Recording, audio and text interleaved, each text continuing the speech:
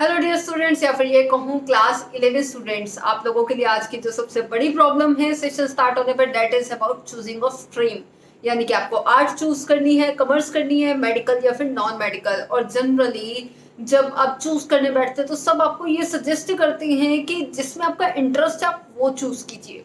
ठीक है, तो इंटरेस्ट किस तरह से आपको पता चलेगा? Interest is all about your passion. कि आपको कोई भी अगर काम दे दिया जाए और आपका फ्रेंड आपको बुला रहा है खेलने के लिए, but you are more attracting towards your work, कि नहीं यार मुझे ये काम करना है, मुझे इसमें ज्यादा इंटरेस्ट आ रहा है, तो उसको बोलते हैं हम इंटरेस्ट। यानी कि आपको खाना पीना या फिर सोना, उन सब चीजों से ज्यादा भी आपको वो उस काम को प्रायोरिटी देना सही लगता है। ठीक है, तो उसको तो हम बोलते हैं इंटरेस्ट। बट इतना इंटरेस्ट होना आज के टाइम में थोड़ा सा मुश्किल है स्टूडेंट्स के लिए। आई गेस और लॉकडाउन के टाइम में तो और भी ज्यादा मुश्किल हो गया है वो क्रिएट करना। इवन देन थोड़ा सा आप इस बेसिस पे सोच कर देखिए। And yes, what I can tell you about commerce, क्योंकि और किसी भी स्ट्रीम पे मैं अभी कमेंट नहीं करूंगी।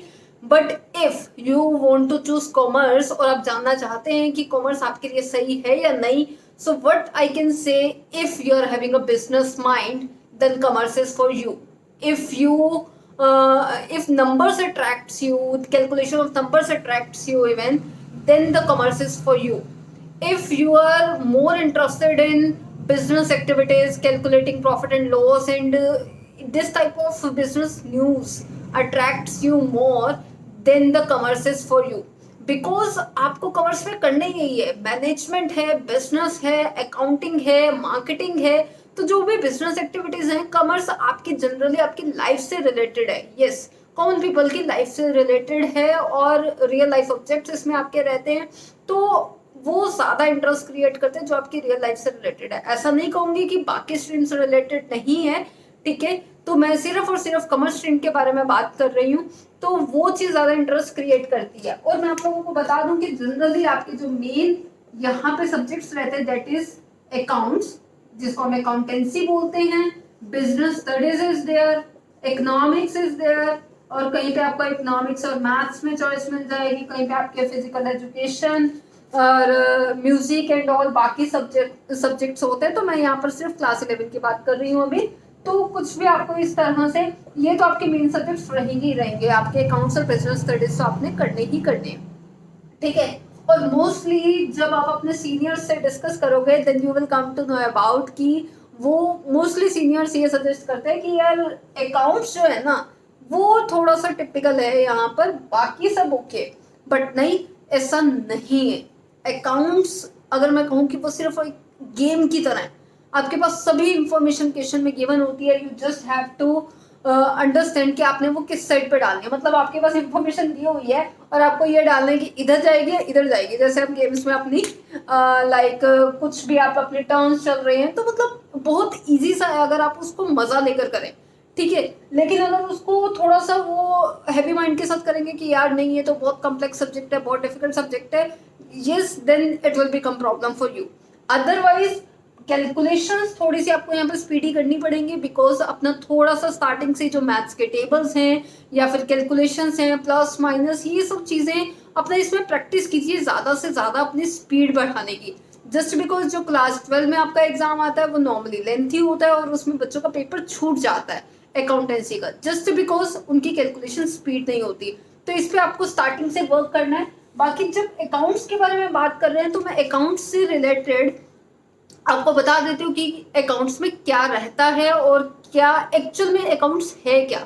ठीक है, accounts is just about recording and withdrawing the meaningful conclusion from the some transactions that you have done in the particular period. यानी कि जो भी पर्टिकुलर पीरियड में आप ट्रांजेक्शंस कर रहे हो उसको रिकॉर्ड कर रहे हो, एनालाइज कर रहे हो और उससे कुछ मीनिंगफुल डिसीजन ले रहे हो। यानी कि डिसीजन मेकिंग में अल्टीमेटली आपको अकाउंट्स हेल्प कर रहा है। अब ये होता गया है, देखिए, और अकाउंट्स की नीड भी क्यों है। सबसे पहले तो ये देखिए कि स्टार्टिंग में क्या होता था, जब अर्ली मेंस होते थे, अर्ली मेंस के बाद धीरे धीरे जो मेन है वो ग्रो करना स्टार्ट किया और ह्यूमन माइंड जो डेवलप हुआ है अल्टीमेटली। तो अगर मैं उस स्टेज से आपको लेकर चलूँ कि जब हमारे पास एक छोटी छोटी शॉप्स थी, तो इन दैट केस क्या होता था कि जो शॉपकीपर्स थे उनकी जो ट्रांजेक्शन्स थी वो लिमिटेड होती थी। ठीक है। और जो उनके लेन देन होते थे यानी कि ट्रांजेक्शंस वर्ड यहाँ पे मैंने यूज किया, डेटिसमेंट में लेन देन यानी कि जो भी उनका सेल परचेज होता था, ठीक है, एक दूसरे से, तो वो लिमिटेड होता था। लिमिटेड इन द सेंस कि जो कस्टमर्स थे वो कम होते थे, डिमांड कम होती थी, सप्लाई कम होती थी, तो इतना ज्यादा उनका रहता नहीं था जिससे जो लेना है या जिसको जो देना है उनको अपने माइंड में वो सब चीजें मेमोराइज रहती थी, ठीक है, तो जनरली उसको लिखने की भी जरूरत नहीं पड़ती थी। बट जैसे जैसे धीरे धीरे बिजनेस ग्रो करता गया, तो ग्रो करने के साथ साथ कंपटीशन रेज हुआ, कस्टमर्स डिमांड सप्लाईज उन सब पे भी इम्पेक्ट डाला, ठीक है। अब जो नंबर ऑफ ट्रांजेक्शन्स हैं वो भी इंक्रीज हो चुकी थी, तो जब नंबर ऑफ ट्रांजेक्शन्स इंक्रीज हुई तो उन्होंने क्या किया, उसको रिकॉर्ड करना स्टार्ट कर दिया कि मैंने इस पर्सन से इतने पैसे लेने हैं या फिर इस पर्सन को इतने पैसे देने हैं, सो डैट थोड़ा सा उस चीज को सिस्टमेटिकली हैंडल किया जा सके, ठीक है। तो धीरे धीरे जब वो रिकॉर्डिंग वाली स्टार्ट हुई, रिकॉर्डिंग को हम बोलते थे बुक कीपिंग, यानी कि बुक्स अपनी बनानी स्टार्ट कर दी उन्होंने, ठीक है। और उसमें सिर्फ और सिर्फ हम क्या करते थे, रिकॉर्ड करते थे और उसको फिर सेपरेट सेपरेट अकाउंट में यानी कि उनके नेचर के अकॉर्डिंग क्लासीफाई कर देते थे, सेपरेट यानी कि डिवाइड कर देते थे, ठीक है। और उसके बाद एक समरी बना के निकाल लेते थे और अपना मतलब वहीं तक हम लिमिटेड थे। बट धीरे धीरे जब जो कंपटीशन की एज आई वो और ज्यादा ग्रो किया, तो इन दैट केस अकाउंटिंग की भी नीड डेवलप हुई, ठीक है। तब हमारी अकाउंटिंग एग्जिस्टेंस में आई, yes, where the bookkeeping ends accounting starts, ठीक है। अभी मैं सिर्फ और सिर्फ आपको थोड़े से बेसिक्स बता रही हूँ कि क्या है अकाउंट्स में, तो धीरे धीरे हम इसको जब टॉपिक बाय टॉपिक करेंगे तो मैं सब चीजें आपको पूरा एक्सप्लेन भी करूंगी, ठीक है।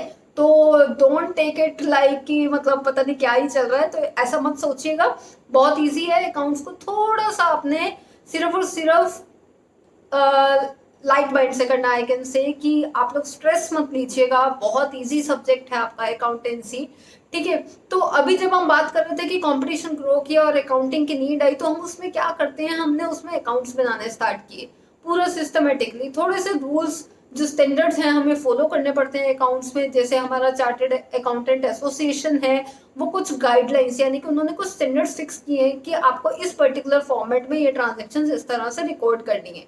और अकाउंटिंग कहीं ना कहीं आपको हेल्प करती है अपने टैक्स कैलकुलेशन में, अपने इनकम कैलकुलेशन में, प्रॉफिट एंड लॉसेस निकालने में, या फिर आप इससे ये भी जान सकते हैं कि आपको कहाँ पे ज्यादा कॉस्ट पड़ रही है, कहाँ से कम करने की जरूरत है, कौन सा प्रोडक्ट आपको प्रॉफिट निकाल के दे रहा है। और मान लीजिए आप ज्यादा प्रोडक्ट्स में डील कर रहे हैं, तो किस प्रोडक्ट से आपको प्रॉफिट हो रहा है, किस प्रोडक्ट से आपको लॉस हो रहा है, तो वो सब चीजें कैलकुलेट करने में और एक सही डिसीजन लेने में आपको जो अकाउंटेंसी है वो हेल्प करती है, ठीक है। तो अभी ये सिर्फ और सिर्फ इंट्रोडक्शन थी अबाउट अकाउंट्स की, अकाउंटेंसी की नीड क्यों डेवलप हुई।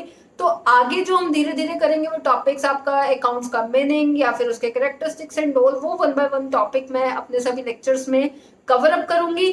तब तक के लिए देखते रहिए, all the very best, thank you.